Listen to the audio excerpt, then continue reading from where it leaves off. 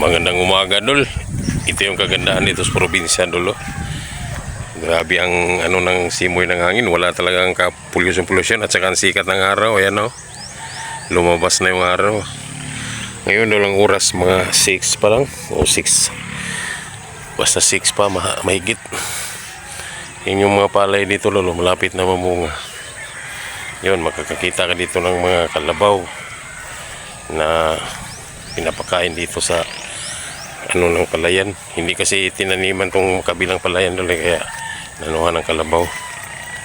Tsaka kung gusto ka manguha ng gulay, kangkong na libre lang, yan, oh. Daming kangkong yan, oh. Pilian mo lang yan. Tsaka puti yan ang kangkong doon. May mga nahalo yung pula pero kadamihan yan puti. Magandang sikat ng araw ngayon. Wala na ang ulan.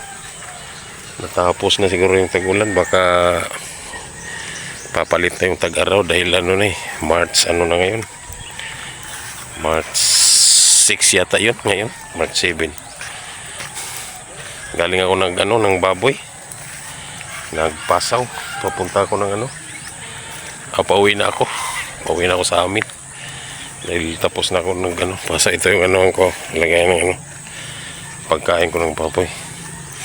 Ito yung mga ng kalabaw, Dolo. Dito sila humihiga pag ginabutan sila ng init na hindi pa sila napapano ng amo nila, yan. Yan sila humihiga. Marami ito rito. Maraming butas to. Ito pa dito sa unahan. Yan. Malapit na ako dito sa dulo. Dito ako dadaan sa ng palayan ko. Ito yung gabihan dito, doon naubos na. Kinukuha kasi ng pinsan ko, pinapakain niya ng baboy. Pinapakain niya sa baboy, nilalaga niya muna bago niya. Kapal nito dito. Ngayon wala na, malilit na lang yung natira.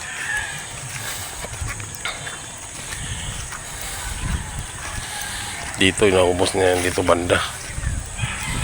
Yan, wala na, oh.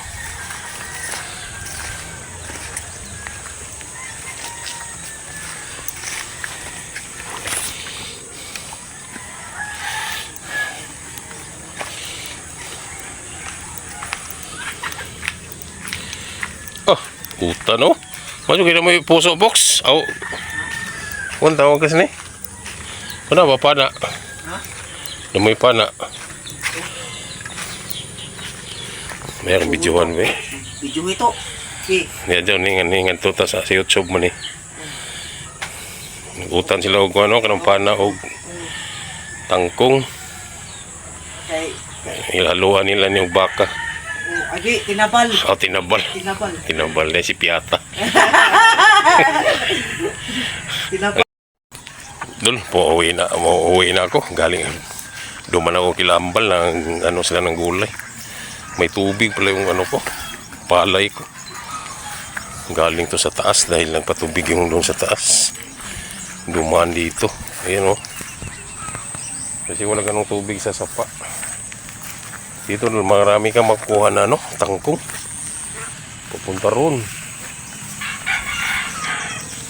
Maraming tangkong dito. Gulay. Yung ginulay nila ni Efren, pana yun at saka pana at saka tangkong naman yun. O dito sa taas, walang tubig. Dito lang sa baba. Ito yung daanan namin dito doon na grabing putik noon. Pero ngayon wala na gaano dahil hindi naman umuulan na. Ningnan ko yung ko.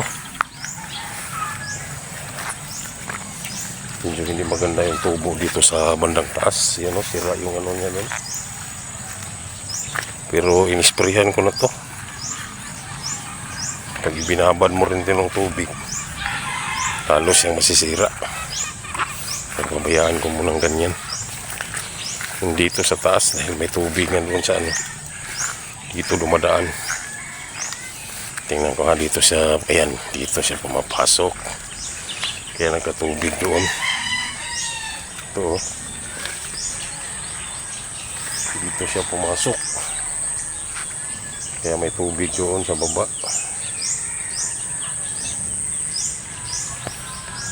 Okay, dito na ako.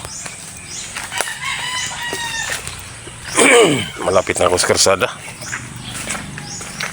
Pagdating ko ng karsada, mag-ano ako ng kahoy. Tawag ko dito. Magsibak ng kahoy. Kasi may kahoy namin, puros ano. Palwa, magsibak ako ng kawayan. Yung bahay nila hindi dyan ito.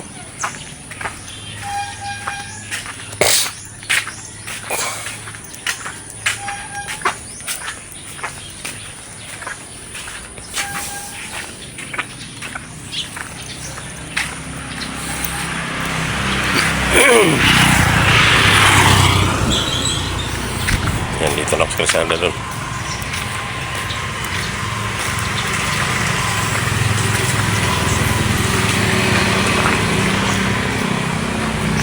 Ito yung put-put ko dulo. Ito yung isa sa hanap buhay ko rito. Yan, pag wala akong trabaho panday dito ako mag-ano. Doon sa bayan namin, doon ako paikot-ikot. Kita ng pera. Ito naman yung kahoy na sisipakin ko ngayon. Yan. Okay dol, maraming salamat. Ito yung bahay ko. Ayan. May tindahan kami, walang laman. Walang budget, wala ng pera. Walang pambiling grocery. Kaya ang tindahan namin walang kalaman-laman. Ito yung parinulo. Ayan.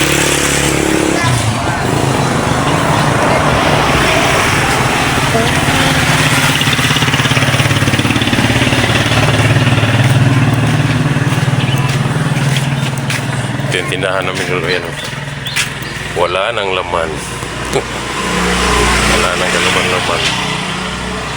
Ilang piraso na lang.